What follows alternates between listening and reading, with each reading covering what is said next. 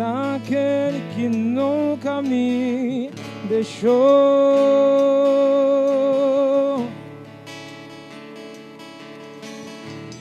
Seu amor perfeito sempre esteve repousando.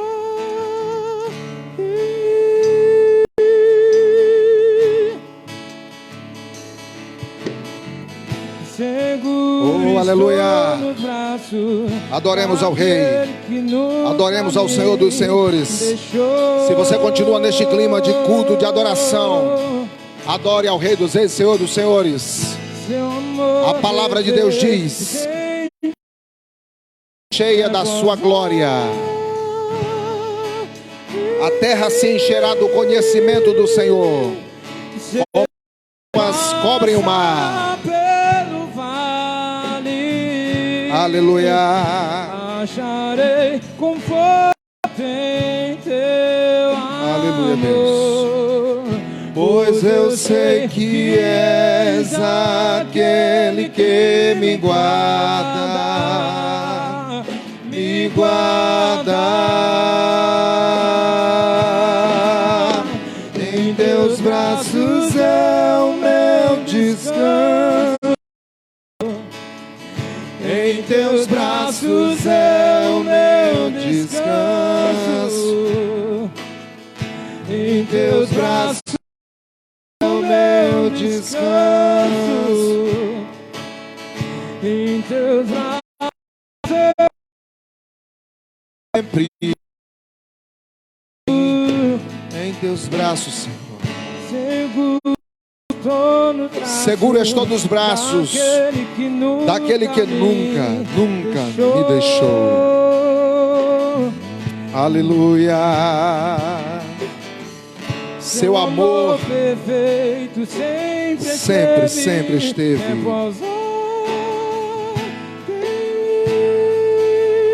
Se eu passar pelo vale, se eu passar pelo vale, acharei conforto em seu amor, pois eu sei que és aquele que me guarda, me guarda. Em teus braços é o meu descanso. Em teus braços é o meu descanso. Em teus braços é o meu descanso. Declare: em teus braços é o meu descanso. Em teus braços é o meu descanso. Em teus braços é o meu descanso. Em teus braços é o meu descanso. Em teus braços é o meu descanso, meu descanso. Em teus braços é o meu descanso. Oh, aleluia. Não há nenhum lugar mais confortável do que os braços do Senhor. Em teus braços é o meu descanso. Aleluia. Em teus braços é o meu descanso. Em teus braços é o meu descanso. Em teus braços é meu descanso. Jesus está na casa. Em teus braços é meu descanso. Deus está na casa. Em teus braços é meu descanso.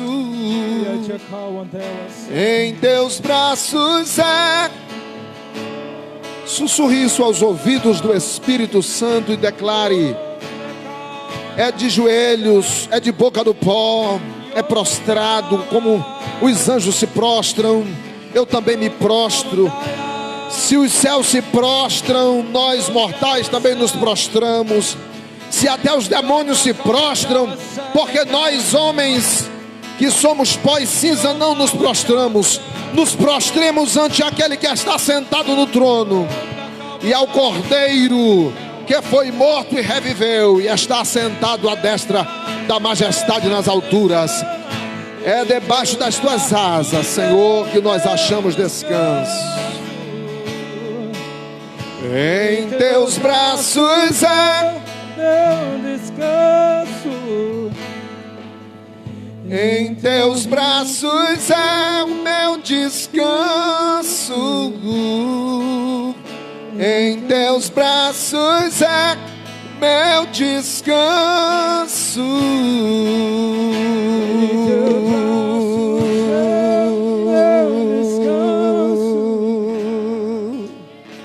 Oh, aleluia! Quem pode aplaudir, aplauda ao Rei, aquele que é digno de ser adorado. Aleluia, aleluia. Glória a Deus. Nos céus existem hierarquias angelicais. Assim como em toda a criação existe hierarquia, começando pelo próprio Criador.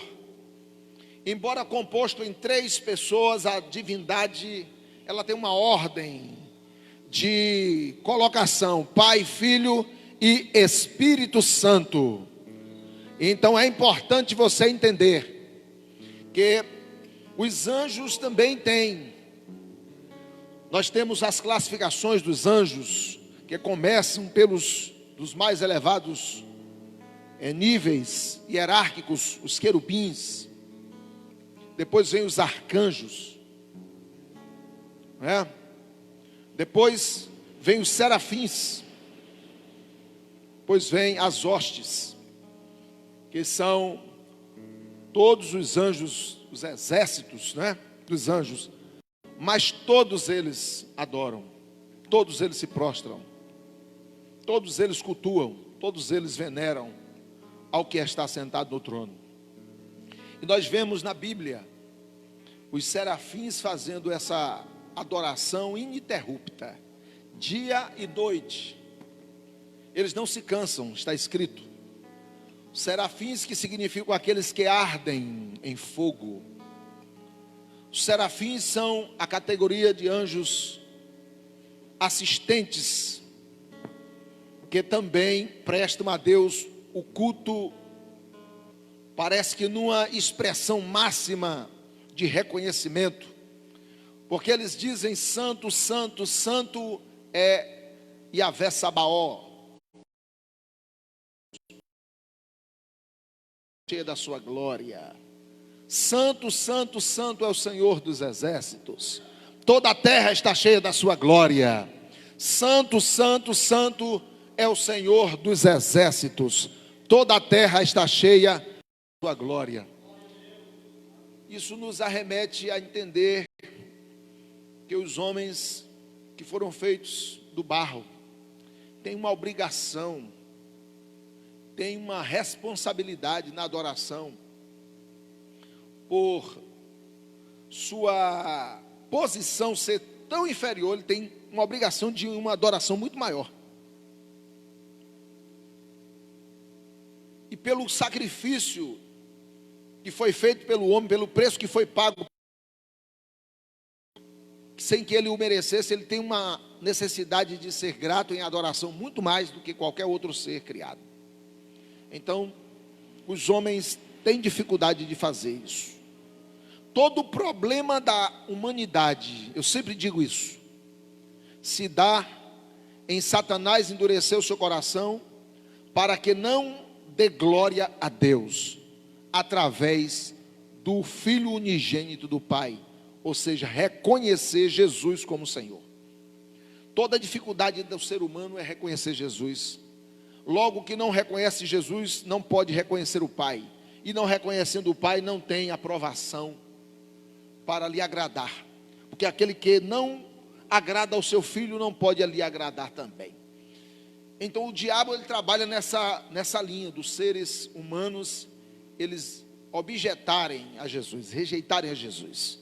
E uma vez rejeitando Jesus, eles perdem a oportunidade de adorá-lo e de receber a aprovação, porque todo aquele que recebe algo de Deus tem que entender que recebe a partir do que dá. Eu não estou falando da salvação, estou falando de receber bênçãos, benesses, respostas àquilo que lhe importa, aquilo que ele deseja, aquilo que lhe interessa. Todas as pessoas que você estuda a história do Novo Testamento, que se aproximou de Jesus para pedir alguma coisa, lhe adorou. Antes mesmo de receber algo, as pessoas adoravam, se prostravam e adoravam. Elas adoravam para depois pedir. O Senhor Jesus, ele ensinou o Pai Nosso, dizendo que primeiro você, antes de pedir, a verdadeira adoração, orações que são adorações também. Ele diz que você deve primeiro reconhecer Deus como Pai.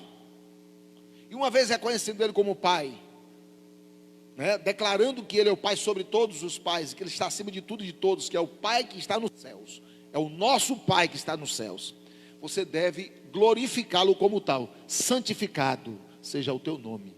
É o mesmo que dizer adorado, magnificado, toda honra, aquilo que os anjos dizem lá em Apocalipse. Toda honra, toda força, toda glória, todo poder, toda magnificência, toda veneração, toda exaltação, tudo sejam dados a ti, pelos séculos dos séculos dos séculos, amém.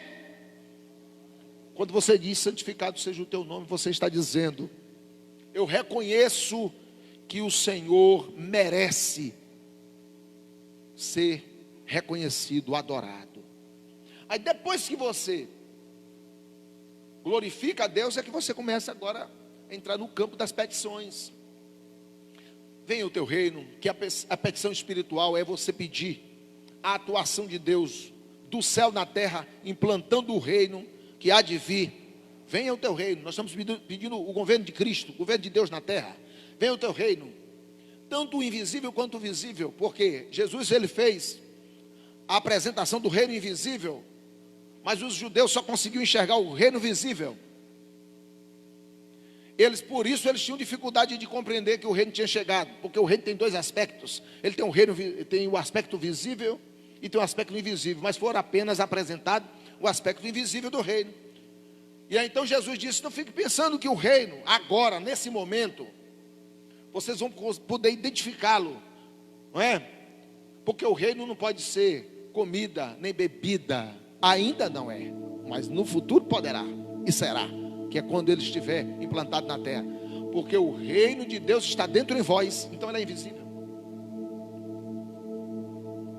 E depois que você pede as coisas espirituais, você vai pedir as coisas materiais, não é? Venha a nós o teu reino, seja feita a tua vontade na terra, diante disso, como é no céu. O pão nosso de cada dia nos dá hoje.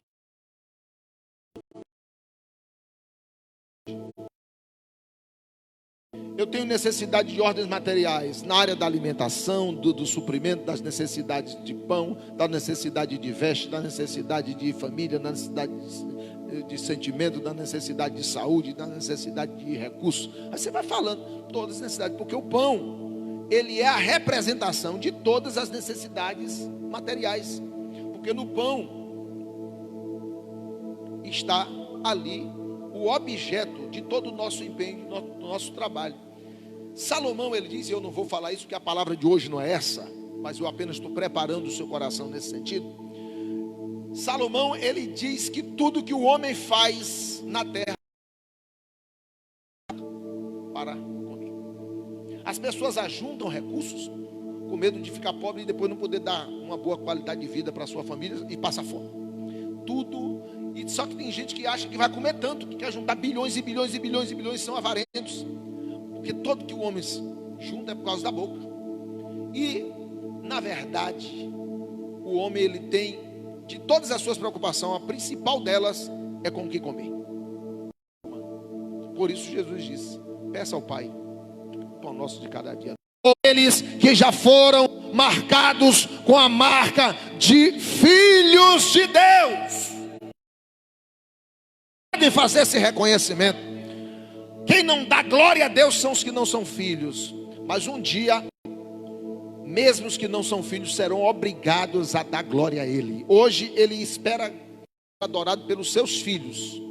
Mas haverá um tempo, começará e todo joelho se dobrará e declarará: Jesus Cristo é o Senhor, para a glória de Deus Pai. Glória a Deus. Nós estamos hoje numa temática colheita. E sempre que se fala de colheita no contexto evangélico de hoje, as pessoas arremetem à importância da liberalidade. Liberalidade é a doutrina de contribuir na obra. Pensam que está tratando disso. Não, necessariamente. Embora que também seja. E hoje estamos tratando de uma temática de colheita. Mas a colheita que eu quero apresentar aqui é a colheita daquilo que se plantou na natureza carnal e na natureza espiritual. A colheita para as coisas desta vida e para as coisas eternas. E o texto que nós vamos tomar como base é Gálatas capítulo 6. Eu quero convidar você que está acompanhando a gente para que tome um exemplar da Bíblia, se puder, para também fazer o acompanhamento aí.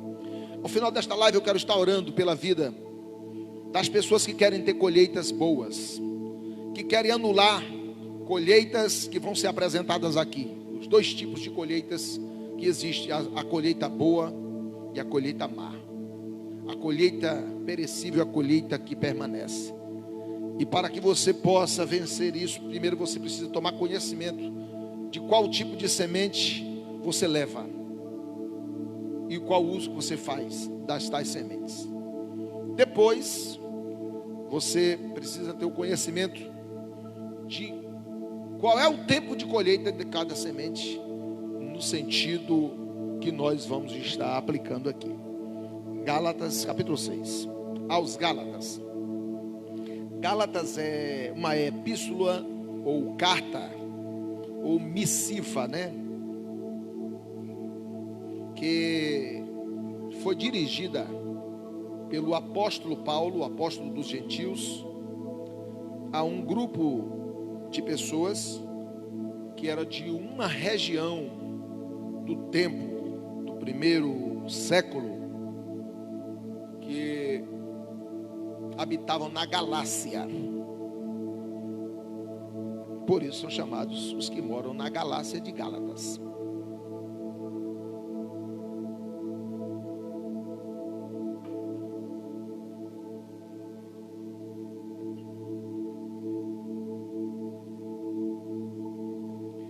Gálatas capítulo de número 6.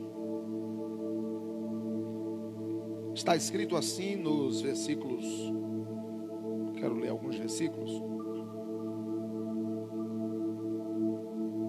3 a seguir. Diz assim: porque se alguém cuida ser alguma coisa, não sendo nada, engana a si mesmo.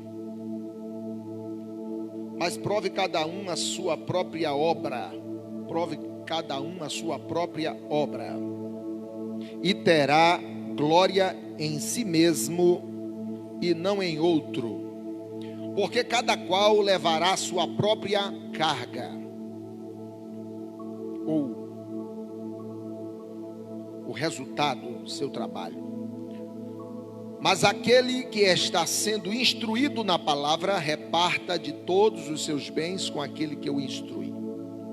Não erreis, Deus não se deixa escarnecer, porque tudo que o homem semear, isso também ceifará. Porque o que semeia na sua carne, da carne ceifará a corrupção, mas o que semeia no Espírito, do Espírito ceifará a vida eterna. Não nos cansemos de fazer o bem, porque a seu tempo ceifaremos, se não houvermos desfalecido. De sorte que, enquanto temos tempo, façamos o bem a todos, mas principalmente aos domésticos da fé. Amém. apóstolo Paulo é uma autoridade para falar sobre a chamada lei da semeadura. As pessoas no mundo que não conhecem a palavra de Deus, elas têm uma lei, que é a primeira lei estabelecida no universo, que é a lei da consciência, que ele diz, lá fora eles dizem, que aqui se faz, aqui se paga. Em outras palavras, eles querem dizer que as pessoas que fazem o mal, ela vai pagar o mal. Mas esquecem de dizer que também aquelas que fazem o bem, vão colher também o bem. Apenas eles conseguem perceber um aspecto da colheita de alguma semente que foi plantada. E no caso, eles conseguem identificar apenas a colheita da semente carnal.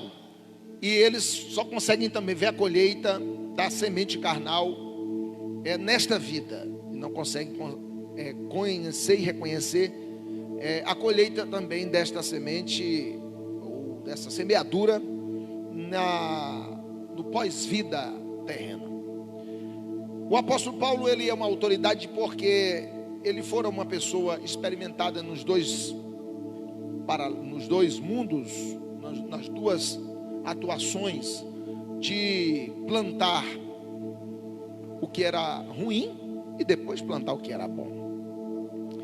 A Bíblia está nos dizendo que tanto para com o homem há de responder, como também para com Deus, o homem há de responder em relação àquilo que faz. O escritor aos Hebreus, no capítulo número 4, versículo de número 13, do seu livro, da sua epístola, diz que há um dia que Deus destinou, uma vez que não existe criatura nenhuma encoberta ante a face daquele que havemos de prestar contas, todos haveremos de, no dia que Deus destinou, prestar contas de tudo que fizemos. Também o apóstolo Paulo, falando para um outro grupo de pessoas, que é o grupo daqueles que já conhecem a palavra, diz que importa que um dia, no capítulo número 5, versículo 10, de 2 aos Coríntios, que todos compareçamos ante o tribunal de Cristo para prestarmos contas daquilo que fizemos por meio do corpo, quer a obra de alguém seja boa, quer seja má. Mas também nós temos referências bíblicas em que mostra o Senhor pedindo a prestação de contas de toda a humanidade como um todo, daqueles que mesmo nunca ouviram falar em Deus ou em seu Filho, mas que a lei de Deus já está implícita na sua consciência, que é a lei da consciência, e que serão julgados pelas suas obras. Quando a Bíblia fala de um grande julgamento, um juízo final que há de varrer, há de ajuntar todos os seres existentes no universo, todos os seres existentes no universo, não só na terra, os que já existiram na terra desde Adão até aquele dia, mas também todos os anjos, os que estão no céu, vão presenciar esse ajuntamento, porque vai juntar numa região celeste. A Bíblia diz que esse céu vai se enrolar, vai se dar lugar a um outro céu, vai se estabelecer um trono num lugar do universo, onde vai se apresentar os anjos perfeitos e os anjos que estão também caídos, os demônios, todos os seres existentes no universo vão se apresentar e vão também ser julgados, cada um segundo a sua obra.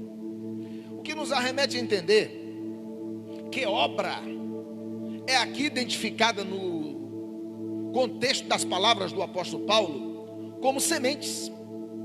Então vamos entender que sementes são mesmo que obras, obras são mesmo que sementes, sementes são mesmo que obras, e obras são mesmo que sementes. Agora, o apóstolo Paulo está dizendo em relação primeiro a Deus. Ele diz: não erreis para com quem? Com Deus. Não erreis para com Deus. Versículo 7. Porque Deus não se deixa escarnecer. Ou seja, de Deus ninguém zomba. Ainda que alguém zombe de Deus, a zombaria de Deus, ou para com Deus, ela não ficará impune. Alguém pode escrever, alguém pode pregar, alguém pode se expressar contra o Criador, tem o direito de fazer, mas não vai ficar assim.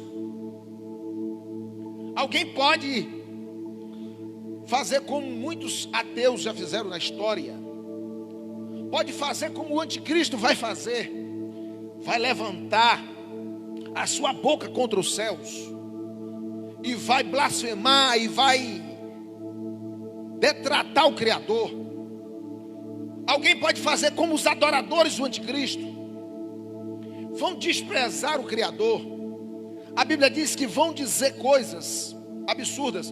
Os homens que vão ser punidos pelos juízos que hão de cair sobre o planeta Terra, no tempo que a Bíblia chama de período do juízo de Deus, que é o período da grande tribulação, eles vão voltar-se contra o Criador e vão falar coisas absurdas. Eles vão blasfemar, eles vão xingar Deus. Mesmo diante das penalidades do juízo, eles ainda assim continuarão endurecidos e vão fazer isso, mas serão responsabilizados.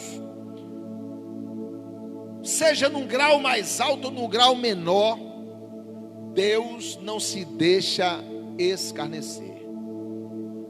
Ninguém de Deus zomba para que fique impune. A história vai mostrar isso sempre, e a gente não vai se ater a lembrar personagens na história que assim o fizeram. Você basta abrir aí a internet que você vai ver pessoas que se arvoraram contra o Criador, manifestaram alguma opinião, querendo prevalecer sobre o Criador. O que aconteceu com elas? Como se não bastasse, nós temos um respaldo bíblico de pessoas que assim o quiseram fazer. Nós temos pelo menos 2 relatos muito marcantes, que são de monarcas, de pessoas que poderiam dizer, que poderia falar o que quisesse porque eram poderosos. A Bíblia fala de um homem, um monarca, o primeiro imperador, que abre a história dos impérios mundiais como impérios que apontam os governos até o anticristo, que é Nabucodonosor, o que representa o império de ouro, a cabeça dos impérios. Esse homem, ele recebeu de Deus a glória das nações, porque foi Deus que o deu, e ele faz esse reconhecimento depois. Esse homem, ele foi por Deus exaltado, mas um dia ele achou que foi ele mesmo, apesar de ter sido avisado previamente quanto à sua soberba, quanto à sua vanglória, que ele devesse tomar termos às suas obras, que ele devesse fazer o bem às pessoas, amenizar o castigo aos pobres, fazer o bem. Mas ele, um ano depois de receber esse conselho, através da interpretação de uma visão que o profeta Daniel tivera, ele esquece e ignora. E ele então, observando os palácios da Babilônia, os jardins suspensos da Babilônia, que são uma das 7 maravilhas do mundo antigo, ele disse: não é esta a Babilônia que eu edifiquei com o meu grande poder e para a minha glória? Não é esta? E foi falando coisas como que declarando que nunca Deus ou ninguém esteve acima dele. E naquele momento ele foi acometido de um julgamento temporão, podemos dizer, porque Deus não queria destruí-lo, Deus queria ensiná-lo.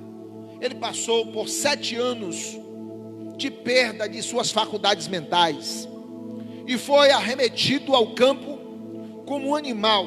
E Deus fez que na sua natureza houvesse uma inversão anatômica, ao ponto de despontar nele pelos ao ponto de parecer com penas. Ele cresceu unhas, ele se transformou e ficou parecendo um animal. E ele comeu relva. Ele teve que passar por essa experiência. Mas ao final de 7 anos, Deus recobra o entendimento com ele lá comendo capim. E quando ele está na relva e ele recobra as suas faculdades, ele então reconhece que Deus, o Criador dos céus e da terra, é o Senhor. E ele faz um edito e glorifica o Criador dos céus e da terra. E ele disse: eu, Nabucodonosor, exalço, louvo o Deus dos céus, porque ele é o que pode exaltar e abater os reis, e ele dá os reinos a quem quiser. Foi ele quem fez essas maravilhas nos céus e na terra. Ele diz que ele opera maravilhas no céu e na terra. Ele faz essa declaração e reconhece que ele é o Senhor. Nós temos um outro personagem no tempo de Jesus, pós ascensão, que esteve se achando o herdeiro da dinastia dos Herodes. Era o último dos herdeiros ali do governo da Judéia, que declarou que a glória que estava sendo recebida era dele. Quando as pessoas diziam, quando ouviam falar: isso é um Deus, isso não é um homem, isso é um Deus. Nós temos visto isso, essa tendência. Eu não gosto dessas expressões. O pessoal fala mito, ídolo e não sei o que. Pega um político e declara que ele é o meu ídolo, que ele é isso. Tem um aí que está sendo chamado de herói, que está se descobrindo que no fundo é um traidor da nação, que no fundo é herói. Mas as pessoas colocam nessas pessoas a sua atenção, a sua honradez, os reconhecimentos, a ponto de colocá-lo quase como uma divindade. E algumas delas tomam para si e se envaidecem mesmo. E aquele que estava recebendo o elogio, ele disse: é mesmo, eu sou isso mesmo. Fala como um Deus. Na hora que ele não deu glória a Deus, a palavra de Deus diz que um anjo o feriu, e ele foi levado a uma doença imediata, que comeu-lhe as carnes antes que ele expirasse. As lavas, os bichos, uma bactéria da parte do céu acometeu o seu corpo, que ele foi sendo comido vivo por lavas, porque ele não glorificou a Deus. Então a Bíblia primeiro mostra aqui que Deus, em primeiro lugar, não aceita ele mesmo ser afrontado. Ele não aceita. Então o Senhor, ele é Deus, ele é o soberano. Há uma passagem bíblica, que é o capítulo de número 12, versículo 13 e 14, se não me falha a memória, de Eclesiastes, que diz que o Senhor vai trazer a juízo as obras e até mesmo as palavras que foram ditas em oculto. Existem pessoas que elas pecam lá escondidinho, elas falam coisas, elas imaginam coisas, elas acham que só ela está vendo, mas na verdade a Bíblia diz, se é assim que está escrito na sua Bíblia, que Deus, até as palavras que foram ditas em ocultos vão ser ditas. A Bíblia diz que aquilo que foi dito em oculto vai ser dito manifestamente. O dia do juízo vai surpreender a humanidade, porque vai haver o julgamento de coisas, de pensamentos e de palavras daqueles que vão passar pelo juízo, porque não tiveram a absolvição do perdão de Cristo, que só em Cristo é que tudo acaba, só em Cristo é que não há condenação. Sem Cristo o pecado continua vivo, ele continua existindo, e naquele dia vai ser apresentado até de Satanás, de Lúcifer. No capítulo número 14 de Isaías, que fala do juízo de Lúcifer, do seu, como ele se estabeleceu, como ele foi derribado, e depois no seu juízo, as nações vão olhar para Lúcifer e vão dizer: era esse aí que debilitava as nações? Porque vai ser apresentado ele com todas as suas fraquezas. Deus vai expor a sua verdadeira identidade. E aí as nações vão se surpreender e dizer assim: Mas ele não tem capacidade para isso. E de fato ele não tinha capacidade. A capacidade até para isso foi Deus que deu. Então a gente precisa entender que o que a Bíblia diz a respeito da lei da semeadura precisa, em primeiro lugar, colocar Deus em primeiro lugar, como aquele que não aceita que você plante contra ele. E eu disse que semente é o mesmo que? Responde para mim. Semente é o mesmo que? Obras. Sementes são o mesmo que? Obras. Sementes são o mesmo que? Obras.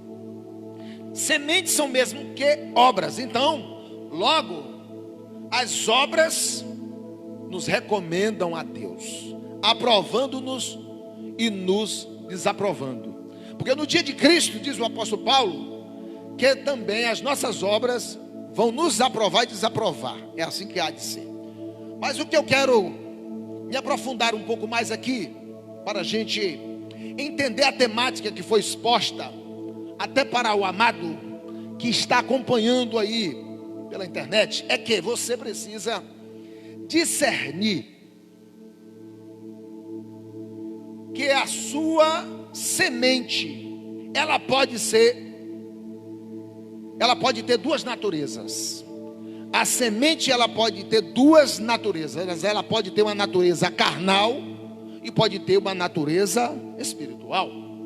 Então, semente é o mesmo que obra. Então, obra pode ter natureza carnal e pode ter natureza espiritual. Então, se obra é semente, semente pode ser de natureza carnal e natureza espiritual. Aquilo que se semeia carnalmente, se colhe carnalmente. Então escute, aquilo que se semeia carnalmente, se colhe carnalmente. Quem semeia na carne, não sou eu que estou dizendo, é a Bíblia. Quem semeia na carne, da carne colherá, ou na carne colherá.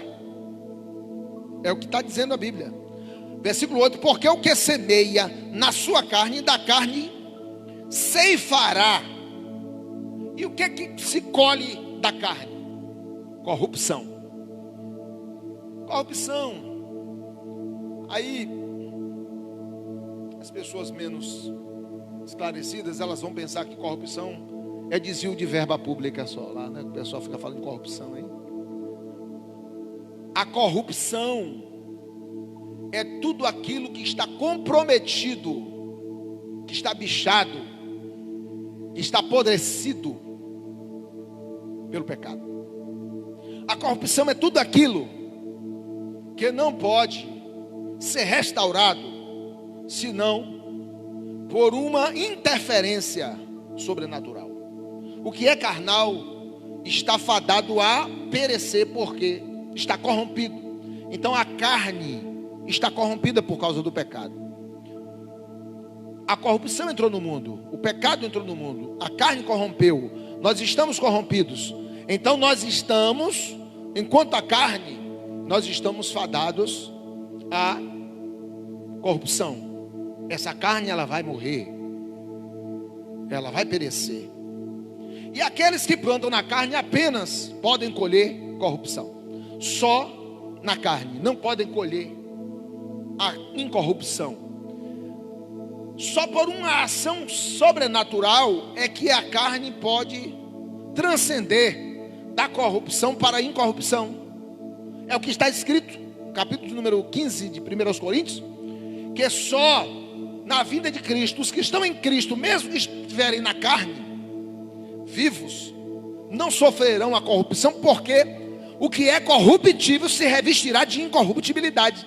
Então a natureza corrompida, a carne, ela vai passar por uma transformação de maneira que alcançará a incorruptibilidade. Mas por quê? Porque só em Cristo acontecerá esse processo sobrenatural. Mas está dito que aquele que semeia no Espírito,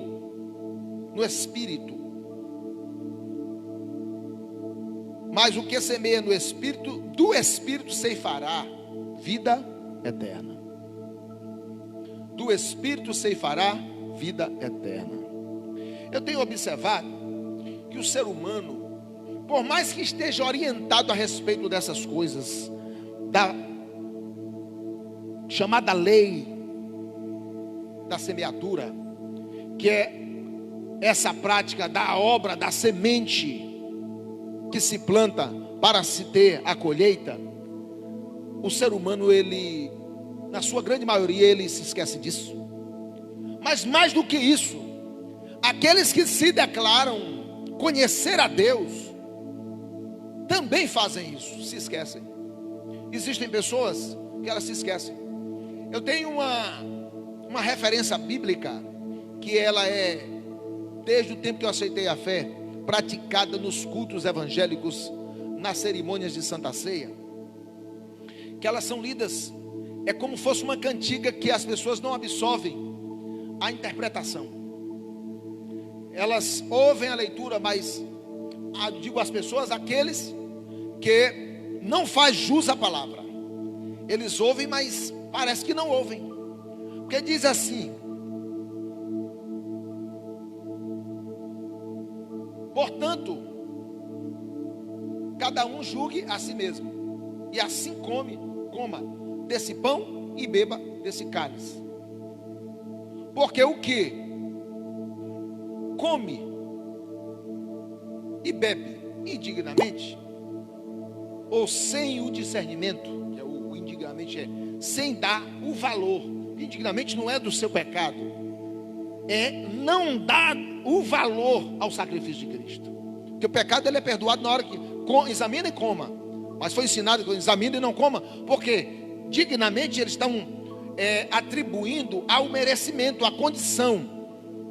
Mas não, dignamente é não comer, é comer com discernimento, com entendimento, fazendo jus àquilo que o sacrifício de fato representa e que você crê. Aí diz que aquele que come indignamente, não discernindo o corpo do Senhor, morre, adoece. Muitos vão para a tumba fria. E eu vejo um monte de gente que eles o fazem sem discernir, e fazendo sem discernir, não atribui valor, ou deixam de fazer também sem discernir. Não participam porque não discernem, não ceiam porque não discernem. Aí existem igrejas que dão ceia para pessoas que nem aceitaram Jesus, levando as pessoas também a pecarem, porque não se pode participar sem discernimento. Se um crente que não discerne, ele peca quando ele participa sem discernimento, aqueles que são ímpios ainda muito mais vão pecar, porque não discernem o corpo do Senhor. Porque o sacrifício de Cristo só tem valor para aqueles que receberam o sacrifício de Cristo e que decidiram servi-lo para não mais pecar. Não é que você não peca, mas você não peca propositalmente. Então o pecador, aquela pessoa que está dizendo que está no evangelho, e que ela diz: eu vou pecar amanhã, eu vou para o motel hoje, que amanhã eu peço perdão, está tudo bem.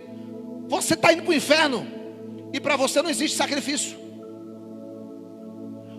Vai usar droga hoje, amanhã eu peço perdão, propositalmente. Você está indo para o inferno e não existe sacrifício que te atenda, porque você está colocando o Filho de Cristo de novo na cruz, entregando ele ao vitupério, e o sacrifício dele não valeu para você, pois você não discerne o corpo do Senhor, nunca discerniu. Então o sacrifício de Cristo não valeu, porque quem é de Deus, capítulo 2, versículo 8, de 1 João diz: quem é de Deus não peca. Mas não peca? Não peca habitualmente, propositadamente, não peca intencionalmente, não faz um plano de ficar pecando. Quem é nascido de Deus não, porque todo que é nascido de Deus já venceu o maligno. Todo que é nascido de Deus já venceu o maligno. O maligno dizendo: você peca, rapaz, você peça perdão amanhã, igual Eva, você pode comer, que é Deus, não sabe de nada não, você pode comer. Você está acreditando na conversa do diabo. Mas os que são de Deus já venceram o maligno. Então, quando é que Deus não se deixa escarnecer? Sempre que você ignora que Ele conhece a sua mente. Sempre que você ignora que Ele conhece o seu coração. Sempre que você ignora que Ele conhece você desde antes de você nascer, e que conhece o seu futuro, você está ignorando que Ele poderá intervir na sua vida. Então o Senhor está dizendo que quem planta na carne, da carne colherá a corrupção. Então as pessoas que não acreditam, elas fazem o mal umas às outras, caluniam. Você imagina, a Bíblia fala de um homem chamado Acabe. Acabe é o tipo de uma autoridade sem autoridade. Existem pessoas que Deus constituiu para ter autoridade, mas não tem autoridade. Deus constituiu para ser marido e não consegue ser um esposo que tem autoridade, que manda a esposa. Mas a esposa, ela tem que ser pisada? Não. A esposa, ela tem que ser adjutora. Ela tem que completar, ela deve se submeter. É uma submissão. E você deve ter a sabedoria e a autoridade, o conhecimento. Deve ter o gozo de participar isso a ela, mas você ser a autoridade. Então você perde a autoridade. Aí perde a relação, perde o casamento, perde tudo, porque você não teve autoridade. Não tem autoridade dos filhos. Perde a autoridade, porque essa autoridade foi perdida lá atrás. Nós todos somos passíveis de perder. Porque nós, em muitos, com raras exceções, nós contribuímos, fomos deixando que as coisas acontecessem da forma que não era para acontecer. Você perde a autoridade como ministro, como patrão, não importa, perde a autoridade no seu posto, porque existem pessoas que elas não conseguem discernir o que lhe compete, o que lhe convém, até onde está a sua esfera de atuação. O apóstolo Paulo teve um momento que foi ignorado por aqueles que ele gerou. E ele disse: se vocês não quiserem reconhecer de uma forma o meu apostolado, vai ter que reconhecer de outra. Porque eu não fui ter com vocês com palavras persuasivas de sabedoria humana. Eu foi em demonstração de sinais e prodígios, foi com demonstração do poder do Espírito. E eu gerei vocês. E se eu não sou apóstolo para outros, eu sou para vocês. Que quem gerou vocês só vão para o céu, porque eu fui evangelizar vocês. Então ele teve que impor. Tem hora que precisa dar o grito. Você precisa dizer quem você é. Então Acabe era um monarca que não tinha autoridade nem de pai, nem autoridade de marido, nem autoridade como rei. E muito menos não tinha autoridade espiritual, porque os reis na história de Israel, eles representavam os pastores. Ele era um líder. Deus chama os reis, os seus príncipes, de pastores. Então ele tinha a responsabilidade de dar um exemplo para a nação e conduzir.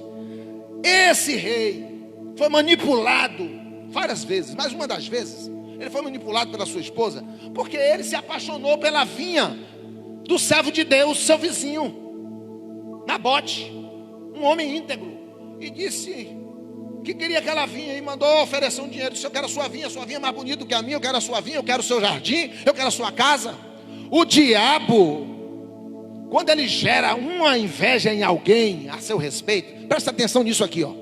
Existem pessoas que elas são vítimas de invejas do trabalhar de Satanás nessa área, porque se existe uma coisa que desde lá do jardim do Éden opera no mundo, chama-se o espírito de Caim, que é o espírito da inveja. O espírito da inveja, concomitantemente nele opera o espírito do assassino, do que quer ver morta aquela pessoa, aquele negócio que está lhe trazendo obstrução ao seu sucesso. Então, o diabo, ele não quer o que é seu. O invejoso, ele não quer o que é seu. Caim, ele não quer o que é seu, ele quer ser você. O diabo, ele trabalha nessa linha. Ele gera no coração da pessoa isso. Ele quer ser você. Um dia que ele tiver tudo que é seu, ele quer ser você. Porque ele vai invejar tudo que Deus colocou na sua vida.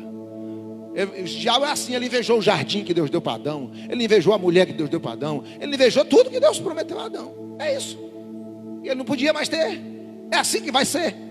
Alguém que o diabo coloca no seu caminho para atrofiar você, para invejar você, não é porque quer o que é seu apenas, quer ser você. E você precisa ter esse cuidado, porque Satanás, ele trabalha dessa forma. Então veja bem, Nabote tinha tudo, o rei, mas ele não estava feliz. Ele tinha quantos jardins? Quantos ele queria? Disse, não. Acabe, né? Tinha tudo. Mas disse, esse Nabote é mais feliz do que eu quero o que é dele, eu quero estar lá no lugar dele, eu quero a casa dele, eu quero a mulher dele, a família dele, eu quero estar lá no lugar dele. Foi assim que ele desejou. E a mulher dele viu ele tristinho assim, com aquele... Você sabe que tem gente, eu já pequei, só dizer uma coisa para você, eu já pequei, comendo conversa de gente que tem um demônio da autocomiseração. Sabe o que é a autocomiseração? Autopiedade, que conta uma história, que chega para você e dá uma de coitadinho, com um monte de demônio armando para atrapalhar a vida de alguém. E às vezes a gente, sem saber, ainda entra no barco ali para tentar, no fundo, cobra pura, tentando atrapalhar a vida de alguém. Porque o demônio, ele coloca esse sentimento, aquele sentimento de autocomiseração. Eu estou tristinho. Você está tristinho por quê, meu maridinho? Eu estou triste porque eu tenho um reino aqui, mas não adianta de nada isso. Se eu queria era aquela vinha, eu queria era aquele jardim, eu queria era aquela família, eu queria era aquela casa, eu queria aquele ministério. Isso acontece com igreja. Vai ganhar suas almas. Não, eu vou tirar as ovelhas do pastor fulano, eu vou tirar ali daquela igreja, vou dizer uma coisa para você, eu posso ser acusado de qualquer coisa, não de ficar pescando no aquário dos outros. Eu vim no grande ministério e nunca fiz isso. Então veja bem, embora que alguém disse, mas não faço e não defendo. Em qualquer que seja a situação, o que vier para eu cuidar, eu vou cuidar. Agora sair pescando, buscando, não. Porque se eu tenho que cuidar, eu vou cuidar. Agora, você tem que entender que a bênção do Senhor para a sua vida, ela é para você, e você precisa ficar nessa bênção do Senhor e não sair dela. Mas a mulher dele disse assim: você não vai ficar mais triste, vá tomar banho, vista a melhor roupa, ok? Vai ter festa hoje. Olha aí como o capeta fala. Você vai ter festa hoje, vai tomar vinho, mandar botar um banquete para você. Esse problema vai ser resolvido, fique tranquilo. Como que vai ser resolvido? Ela vai resolver. E ele fez de conta que não estava ouvindo nada, sabia de tudo que ia acontecer. Você vê isso nos governos aí que acontece. Esse Brasil é um Brasil comprometido com gente mau caráter, de cima para baixo. É aí a sociedade que também, nós somos essa herança maldita de um monte de coisa, fica comprando as mesmas conversas, porque também um bocado tem a mesma natureza. Gente que se vende por interesses, por um monte de coisa, é a mesma coisa. Você come a história, ou ignora e faz de conta que não estou vendo não. Pode roubar, ou pode fazer isso, ou pode fazer aquilo, não estou vendo não. Pode matar que eu não estou vendo, pode trair que eu não estou vendo, pode enganar que eu não estou vendo, pode mentir que eu não estou vendo, mas você está vendo, e você está conivente. Olha aqui, ó, capítulo de número 1. Por que eu estou trazendo uma palavra tão forte? Porque Deus me disse que eu sou profeta para falar essas mensagens aí. Então veja bem, pera aí. Capítulo 1 de Romanos diz: são passíveis de morte os que fazem e os que corroboram, apoiam. Os que tais coisas fazem. Quais coisas? Os que pecam, prostituem, os sodomitas, os afeminados, os roubadores, os idólatras, os feiticeiros. Quando você concorda, você também está sendo. Não, eu estou vendo você como eu estou fazendo de conta. Ela disse: eu resolvo. No outro dia, ela mandou matar, arrumou 2 testemunhas. Existe sempre alguém disposto a ganhar um dinheiro, a ganhar um benefício, entendeu? Em nome da desonra de alguém, em nome do mal, do prejuízo de alguém. Em qualquer lugar, pastor, em qualquer lugar, na igreja, na minha família, na sua família. Jesus diz: os inimigos do homem são os da sua casa. E no ministério de Jesus está lá o traidor, está lá na igreja dos pastores, pastor, um quer matar o outro, um quer derrubar o outro, tem também. E no governo do mundo mais ainda. Lá o seu vizinho tem um vizinho que quer o mal do outro, que fica invejando, fica botando problema. Tem gente que não consegue ser vizinho de ninguém, que é ruim para ser vizinho. Você conhece gente não? Que ela não consegue. Tem gente que não pode tomar uma panela emprestada com um vizinho, não pode tomar uma enxada emprestada. Por quê? Porque tem problema onde chega, entendeu? E o problema está nos vizinhos, será mesmo? Porque, olha, no mínimo você, quando mora numa rua, você tem os vizinhos logo imediato, da direita, da esquerda, da dianteira e da retaguarda, logo 4 colado. E tem aí Num raio de 50 metros você vai ter vizinho. Mas tem gente que mora num lugar, não consegue. Num raio de 50 metros ali. Vamos pensar aí. Vai ter no mínimo umas 20 casas. Não tem ninguém com quem que possa se relacionar. Ou no meio desses 20 vai ter um só com quem você possa se relacionar. Vai dar problema. Tem algum problema? É porque esse daqui não presta, o de cá também não presta, o dali também não presta, o de cá também não presta, o não presta. Peraí, meu. É você que não presta. Quem não presta é você. Então corrija aí, veja aí o que está acontecendo, porque é você que certamente não presta. Então veja bem, eu termino dizendo o seguinte: Nabote morreu e Acabe tomou a vinha de Nabote, porque a mulher dele foi lá, arrumou 2 testemunhas falsas e mandou dizer que viu ele blasfemando, que tal, e mandou apedrejar e deu a vinha para ele. Agora, o preço veio para ele. O preço veio, por causa desse justo, o profeta foi levantar e disse: diga para ele que o sangue dele vai ser derramado no sangue, a mulher dele, quem vai beber, o sangue, quem vai, os cães que vão lamber, entendeu? Vão morrer como cão, como cachorro, não vai ter sepultura. Ele, a mulher dele, todo mundo. E assim foi. Eu quero declarar uma coisa, que a Bíblia diz que quem semeia na corrupção colhe. Semeou mentira, mentira colhe. Semeou traição, traição colhe. Semeou ódio, ódio vai colher. Perseguiu, vai ser perseguido. Mentiu, vai mentir. Mas o justo não sofre também injustiça? Sofre. Aí são as exceções. Mas a regra é uma. A exceção é, como diz assim, é no caso de 1001. Você como justo pode sofrer coisas que não era para sofrer, mas é exceção. Agora, como regra, não. O que planta, colhe. Quem planta na carne, colhe da carne o quê? Corrupção. Então vai colher. Agora, quem planta no Espírito, do Espírito colhe vida eterna. Só a salvação já é um bastante. Mas a salvação, quando fala vida eterna, é vida. É vida abundante eterna. É vida abundante eterna. Aqui a Bíblia quer dizer: quem semeia coisas espirituais, você ama, você perdoa, você evangeliza, você cuida de vidas, você semeia espiritualmente, você ora, você intercede, você clama, você frutifica, você honra, você respeita, você reconhece. Tudo isso você vai colher. Ok? Vai colher. E colhe para a vida eterna. É isso que está dizendo. Você colhe no Espírito para a vida eterna também. Não é só na vida eterna, também. Porque os discípulos perguntaram a Jesus: se nós semeamos no reino bens, famílias, isso, aquilo, o que a gente ganha? Nessa vida colhe.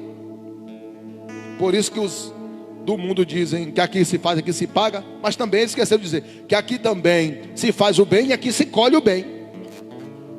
Existem pessoas também que colhem o bem, mas eles, como não conhecem a vida eterna, eles falam só daqui. Mas quem faz o bem, planta o bem aqui, colhe também. Jesus diz: aqui nessa vida, 100 vezes mais de tudo isso que vocês plantaram.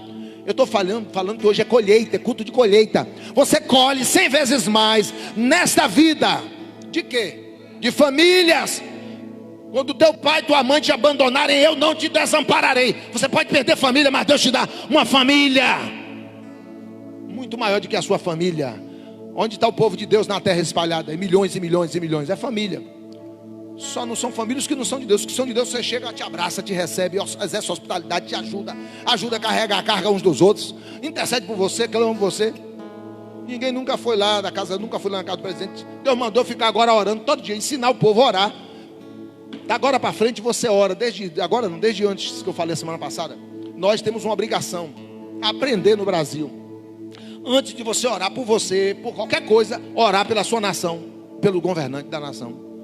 A gente precisa entender isso. Então, você não está lá na casa dele, mas Deus, o Espírito Santo, gera um amor para você orar pelo governante da nação. Mas e antes você já orava, mas não orava com entendimento. Agora eu oro com entendimento.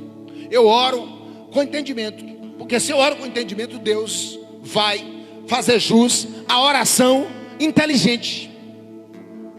Porque culto também tem que ser inteligente. Por isso que você precisa discernir o que você oferece para Deus. O seu culto precisa ser racional. Ô pastor, mas não é com fé? Racional é com entendimento. E com fé é na emoção do sobrenatural, não na emoção humana. Porque a emoção terrena, ela é passageira. Uma pessoa se apaixona por outra, é paixonite. Perece o amor. Paixão carnal. Perece. Na hora que o outro engana, que o outro estava casado, não quero mais não, perdeu o amor, não quero mais não, conheci outra. Agora, amor espiritual é ágape, é diferente. É o amor que você sente por Jesus. Se é verdade que você sente o mesmo amor que Ele espera que você sinta por Ele, que é o amor que Ele mostrou na cruz, que um monte de gente diz que tem, que não consegue provar, que quando nega Ele aí no mundo hoje, certamente vai negar no dia que chegar grilhodinho e dizer assim: ou você diga que não quer Jesus ou morre. Eu disse aqui, ó, na live que eu fiz aqui da política, porque eu tive que falar esse assunto. Como vai ficar esses líderes? Como vai ficar esses líderes que não consegue passar por cima de uma determinação? Estou falando de passar por cima da lei, não. Estou falando de uma determinação humana que te proíbe, que faz você desobedecer ao seu Criador. Eu já cultuava antes de existir lei. Eu já adorava antes, eu já segui o Senhor antes. Por que eu vou parar de adorar? Nesse espaço, aqui eu não adoro nesse espaço, eu adoro no meio da rua, rapaz. Eu vou deixar de cultuar? Agora não vem cultuar comigo, também um bocado que também tem medo. Agora, não cultuar aqui, se as quer para fechar a porta, e até problema que é cultuar no meio da praça. Vou cultuar na mata, em qualquer lugar, vou cultuar. Agora, parar de cultuar? Não. Você para porque, no fundo, foi mal ensinado, a fé que foi gerada não é suficiente, não sabe a identidade de crente, e essa é a verdade. E por isso, o seu plantio, a sua semente, ainda é uma semente corruptível. Precisa ser uma semente no Espírito, porque a semente no Espírito, ela é incorruptível, ela salta para a vida eterna. Então você vai ter por Deus um sentimento que te leve até a vida eterna. Você colhe aqui e colhe na vida eterna. Ele disse aí em acréscimo: e por fim, você além de ter nessa vida 100 vezes mais, de pai, mãe, irmão, marido, mulher, filho, fazenda, bem, dinheiro, você plantou no reino, colhe no reino. E por fim, a vida eterna. Quem pode aplaudir e glorificar o nome do Senhor? Você por fim terá a vida eterna. Oh, aleluia! Oh, glória a Deus! Oh, aleluia, aleluia, aleluia! Oh, aleluia! Glória a Deus! Nós estamos em outra posição. A minha semente é quem vai dizer qual é a minha colheita. Sua semente é carnal, qualquer coisa você já está com ódio, já está com problema, você é carnal. Sua semente é carnal. Como é que se descobre uma semente carnal? Quando as obras da carne ainda prevalecem sobre o fruto do Espírito. Quando ainda prevalece a porfia, quando prevalece a intemperança, quando prevalece o ressentimento, a guerra, e assim sucessivamente. Mas quando prevalece a humildade, a mansidão, o amor, a fé, a longanimidade, a benignidade, a paz, o altruísmo, aí você está dizendo: minha semente está operando no Espírito para a vida eterna. Fica de pé e declare sobre a sua vida. Coloque as suas mãos sobre a sua cabeça. Profetiza, porque eu quero orar agora que a sua semente seja semente espiritual. Não se preocupe com as sementes materiais, tanto quanto ou mais do que as espirituais. Procure produzir sementes espirituais. Plante sementes espirituais. Obras espirituais vão durar para a vida eterna. Obras materiais, elas podem se acabar. Aleluia. Lembra que 3 elementos que representam, que se destacam nas obras ou no fruto do Espírito: a fé, a esperança e o amor. Aqui permanece para sempre, aqui na terra e lá no céu. Agora pois permanece a fé, a esperança e o amor. Mas o maior destes é o amor. O amor com que você está guardado no coração de Deus. O amor de Cristo nos constrange. Estamos apaixonados por Ele. Vamos defender o seu reino, defender a sua vontade, defender o seu evangelho. Vamos viver por Ele. Vamos procurar servi-lo melhor. A gente fala de servir, mas falta-nos tempo para pregar. Servir é serviço. Cântico é adoração. Servir é serviço. Cântico é adoração. Servir ao Senhor com alegria e apresentai-vos a Ele com adoração, com cântico. Você tem que ter as duas coisas: serviço no reino, e você tem que ter adoração no reino. Serviço e adoração. Sirva ao Senhor nesse tempo que todo mundo está correndo de serviço. Sirva. Oh Espírito Santo de Deus, este filho que quem sabe estava afastado da tua casa, que está voltando à tua presença hoje. Esta filha que estava afastada, mas está voltando hoje, onde esta palavra chega agora, como grilhões, pregos bem fixados nas paredes do coração, coligida sim. Oh, aleluia! Traz, meu Deus, agora a absolvição de sua condenação. Que caia por terra a acusação do acusador. Seja absolvido pelo poder do perdão do Cristo vivo, que te diz: eu sou teu advogado, eu sou o teu defensor, eu te perdoo, eu sou o teu justificador, eu te justifico e te purifico pelo poder do meu sangue. Eu te exalto e te sustento com a destra da minha justiça, e te digo: não temas, porque eu te ajudo. Eu sou contigo, para onde quer que tu vás, eu não te desampararei. Receba o perdão e a reconciliação do Pai. Receba em nome de Jesus. Receba a cura de Deus. Pai, visita este corpo que está cometido por enfermidade.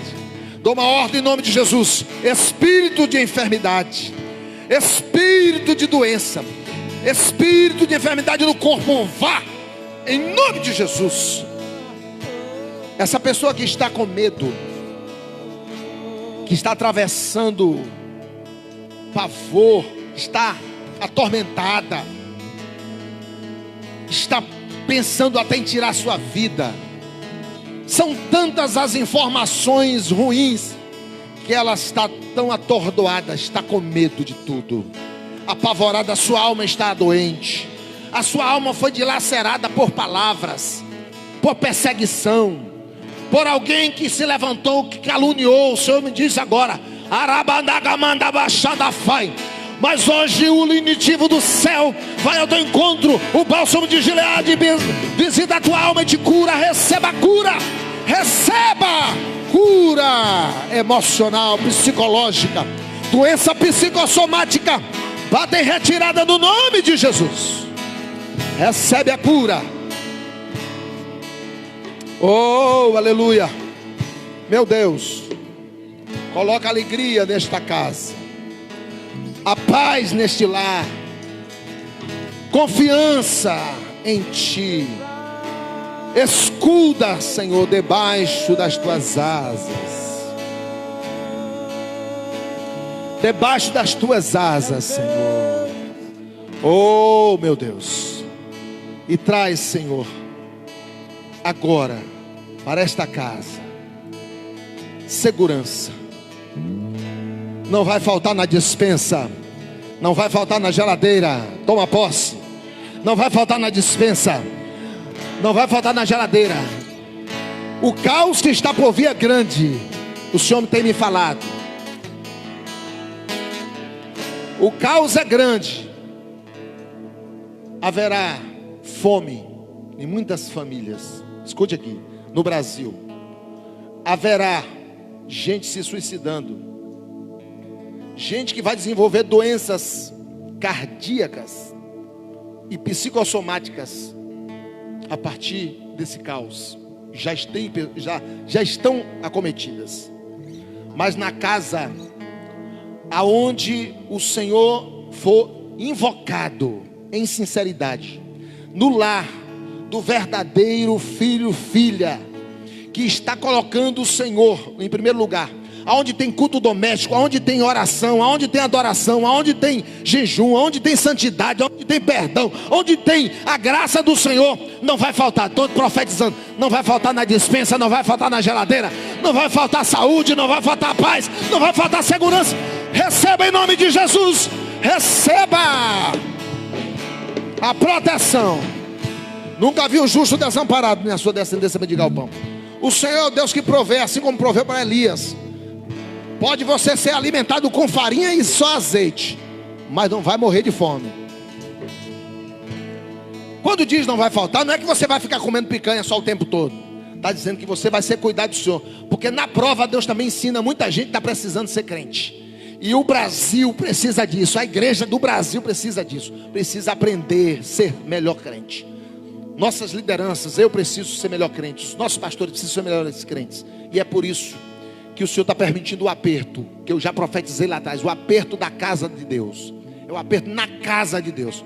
Mas aqueles que se esconderem na sombra do Onipotente, vai dizer: 1000 caem ao meu lado e 10.000 à minha direita, e eu não vou ser atingido.